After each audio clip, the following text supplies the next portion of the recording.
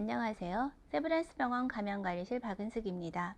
이번 시간에는 손위생과 노출자 관리에 대해서 알아보도록 하겠습니다.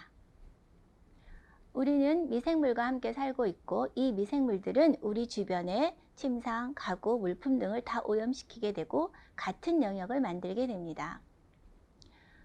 환자들은 각각 다른 종류의 미생물 영역들을 만들어 가는데 이 부분들이 교차되는 것은 결국 의료기관에서 사용하는 의료기구나 의료진의 손을 통해서 전파가 되게 됩니다. 특히 의료진의 손은 굉장히 중요한 역할을 담당하게 되죠. 손위생의 목적은 교차 감염을 차단해서 의료인과 환자들 모두를 보호하기 위함입니다. 손위생에는 물과 비누 혹은 소독비누로 손을 씻는 것과 물 없이 손소독제를 사용하는 것, 그리고 수술이나 시술 전에 사용하는 손소독이 모두 포함되는 개념입니다. 손위생을 해야 하는 시점은 무수히 많지만 의료 환경에서 필수적으로 꼭 해야 되는 것은 WHO에서는 최소한 다음의 5가지 상황을 제시하고 있습니다. 즉, 환자 접촉 전후, 무균 시술 전과 환자 혈액이나 체액과 접촉할 가능성이 있을 때, 그리고 마지막으로는 환자 주변 환경과 접촉한 후가 되겠습니다. 환자와 접촉하지 않았더라도 주변 환경은 앞에서 봤듯이 환자가 가지고 있는 미생물로 오염되어 있기 때문에 환자 주변 환경과 접촉 후에도 손을 씻어야 하는 중요한 시점이 될 수 있습니다. 환자 접촉 전이나 무균 시술 전은 환자를 보호하는 측면이 더 강하지만 환자 접촉 후나 혈액이나 체액 접촉 후 그리고 주변 환경 접촉 후는 여러분 자신과 다른 환자들을 보호하는 측면이 강하다고 볼 수 있습니다. 사진에서 보는 것처럼 손끝과 손가락 사이, 엄지손가락, 손금 부위 등은 오염이 잘 될 뿐더러 역설적으로 손을 씻을 때 잘 안 되는 부위이기도 합니다. 그래서 손위생을 할 때는 이 부분들을 고려하셔서 진행해 주시기 바랍니다. 손위생하는 방법은 여러 가지가 있지만 기본적인 원칙은 우선 눈에 보이는 오염물질이 있을 때는 물과 비누 혹은 소독비누를 이용해서 손을 씻어야 되는 것들이고요. 그런데 이 방법은 아무래도 시간이나 시설이 필요한 부분들입니다. 그래서 눈에 보이는 오염물질이 없을 경우에는 물 없이 손소독제를 이용하는 것이 효율적이고 미생물을 제거하는 데 훨씬 더 좋은 것으로 인정받고 있습니다. 손을 씻을 때는 물과 비누 혹은 소독비누로 손톱 끝과 손가락 사이, 엄지손가락, 손바닥을 충분히 문질러 주셔야 됩니다. 그런데 이 경우들을 자꾸 놓치는 경우들이 있습니다. 그래서 의식적으로 손을 씻을 때는 손톱 끝이나 손가락 사이를 먼저 씻어 주시기를 바랍니다. 그리고 다 씻은 다음에는 깨끗한 타올로 건조시켜 주는 게 필요한데 페이퍼 타올이 가장 위생적이고 좋지만 이 부분이 준비가 안 되어 있다 그러면 면타올을 사용할 수 있습니다. 면타올은 가능한 매번 혹은 자주 바꿔줘야 교차 감염을 예방할 수 있습니다. 손소독제를 사용하는 경우라면 충분한 양의 손소독제를 덜어서 손의 모든 부위를 골고루 마를 때까지 문질러야 합니다. 너무 작은 양을 손바닥에나 문지르는 것은 효과가 없다고 볼 수 있습니다. 마지막으로 간과되는 것 중에 하나는 장갑 착용을 손위생으로 대체하지 말라는 뜻입니다. 장갑은 사용 중에 미세한 손상이 있을 수 있기 때문에 장갑 착용 전과 후에도 손위생은 필수적입니다. 멸균 장갑뿐만 아니라 청결 장갑 착용 전에도 손위생은 필요합니다. 손위생은 환자에 대한 최소한의 배려인 동시에 여러분을 보호하는 최대의 방어 도구입니다. 잊지 마시기 바랍니다. 다음은 코비드-19 노출자 관리에 대해서 알아보도록 하겠습니다.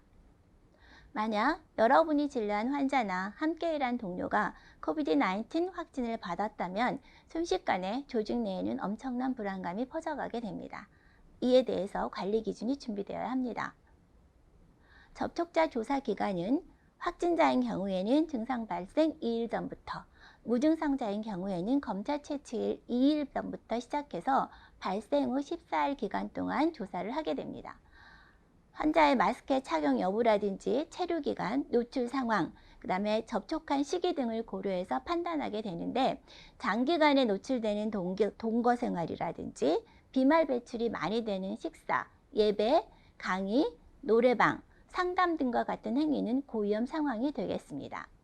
WHO 기준에 의하면 추정 또는 확진 환자와 1m 이내 거리에서 15분 이상 대면 접촉한 경우, 추정 또는 확진 환자와 직접적인 신체 접촉을 한 경우, 그리고 적절한 개인 보호를 사용하지 않고 추정 또는 확진 환자를 직접 돌본 경우가 되겠습니다. 더불어 거주 국가에서 제시되는 접촉 상황을 적용하고 있습니다. 예를 들면 의료기관 내에서 병실이나 대기실과 같은 공간에서 적절한 보호구를 적용하지 않은 채 2m 이내에서 확진 환자와 상당 기간 같이 머문 자, 이런 부분이 될 수 있겠고요. 그 다음은 마스크를 제대로 착용하지 않은 상태에서 접촉된 것으로 확인되는 경우가 이런 경우는 보건교육을 실시하고 수동감시를 하도록 하고 있습니다. 두 번째는 확진 환자와 일상생활 특징에 따라서 같은 공간에서 상당 기간 같이 머문 자들이 되겠고요. 사무실 동료라든지 교실 내에서 같이 공부한 학생들이 여기 포함이 됩니다. 다음은 확진 환자와 동일한 이동수단을 이용하는 경우도 포함이 되겠고, 적절한 보호구를 착용하지 않은 채 환자의 검체나 감염성 분비물을 직접 만진 자들이 포함이 되겠습니다. 마지막으로는 적절한 보호구를 착용하지 않은 채 확진 환자와 2m 이내에서 손으로 접촉이 있었거나 대면에서 대화를 나눈 자들이 포함됩니다. 접촉자 관리는 환자와 직원을 나눠서 적용을 하게 됩니다. 우선 접촉자로 분류된 환자는 마지막 노출부터 14일까지 1인 1실을 원칙으로 해서 격리를 하고, 상황에 따라서는 1인실이 없을 때는 코호르트 격리를 고려할 수 있습니다. 해당 구역에는 추가적인 입원이나 방문을 제한하시고, 격리구역에 체류하는 모든 인력은 마스크를 반드시 착용해야 합니다. 격리자에 대해서는 발열이나 호흡기 증상을 1일 2회 이상 관찰하시고, 증상이 발생되는 즉시 검사를 진행하고 결과 판정까지는 음압격리병실 최소 1인실에 격리시키셔야 합니다. 환자를 치료할 수 있는 상황이 안 된다면 확진자는 치료 가능한 의료기관으로 이송을 고려해야 합니다. 노출 환자를 케어하는 의료인들은 개인 보호구를 철저히 착용하고, 접촉하는 해당 병동 외에 다른 환자를 진료하는 것들은 제한하거나 최소화시키셔야 합니다. 확진자가 확인이 되면 확진자 동선에서 진료 담당한 의료인이나 직원 전체를 파악하셔야 됩니다. 발견된 무증상 밀접 접촉자는 접촉 후 14일까지 근무 제한을 하셔야 되겠고요. 유증상자라면 병원 직원은 환자와 분리돼서 격리해 주셔야 됩니다. 격리 기간 동안에는 환자와 마찬가지로 매일 2회 이상 증상 관찰을 하고 보고하도록 합니다. 증상이 없다면 13일째에 검사 확인해서 14일에 경과를 확인하고 다음날 격리를 해제하게 됩니다. 예를 들면 5월 1일 금요일 날 최종 접촉이라 그러면 5월 14일 목요일에 검사를 하고 금요일에 확인을 한 다음에 5월 16일 토요일부터 근무가 가능한 부분입니다. 격리 해제할 때는 직원의 발열이나 호흡기 증상 여부를 반드시 확인하고 진행하시기 바랍니다. 노출 직원의 근무 제한 여부는 확진자와의 노출 기간, 접촉 강도, 그 다음에 의료인의 개인보호구 착용 정도에 따라서 달라지게 됩니다. 여러분이 개인보호구를 미착용한 상태에서 에어로졸에 노출된 위험행위나 밀접한 접촉, 분비물이나 배설물과 접촉한 경우라면 노출 후 14일 동안은 근무 제한이 필요합니다. 환자 진료 과정에서 의료인은 늘 감염 위험에 노출됩니다. 이러한 감염 위험의 노출을 줄이고 근무 제한이 발생되지 않도록 하기 위해서는 필요한 개인 보호구를 철저하게 사용하는 것만이 최선의 방어책이 될 수 있습니다.